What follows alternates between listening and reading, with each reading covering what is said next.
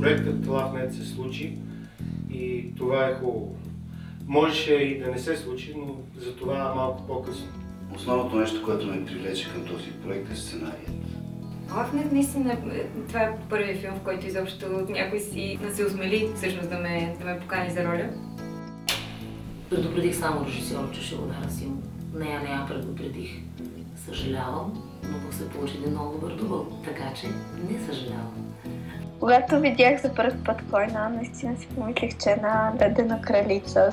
Си спомням, че след като свършихме, толкова много плаках, че след това имах чувството, че няма да имам емоции много време. В Андрей ми се видя, че има така хубав конфликт на това, че се прави на много нахакане и много отворен, а пък всъщност отвътре има една така добра душа, да кажем. It's very nerve-wracking to do the scenes because there's so much to concentrate on, getting the lines correctly, being in the right place, looking in the right direction. Интересното с Джон Уолтън беше, че нашето първо запознанство беше на Skype връзка.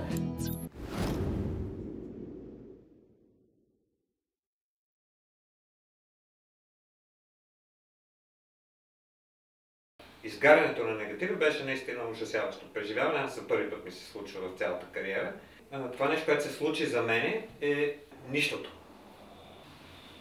Не го пожелавам на никого. Аз дори като го разказвах на колеги, има колеги, които продължават да не вярват, че това е вярно. Че мислят си, че е спекулация някаква. А това е самата истина. Нямах никакво чувство, че 4 месеца по-късно ще има премиера. Всичко е добре, когато свършва добре, да, така е, но има степен на подлостта и на некоректността, които са толкова отблъскващи и неприемливи, че не могат да бъдат простени.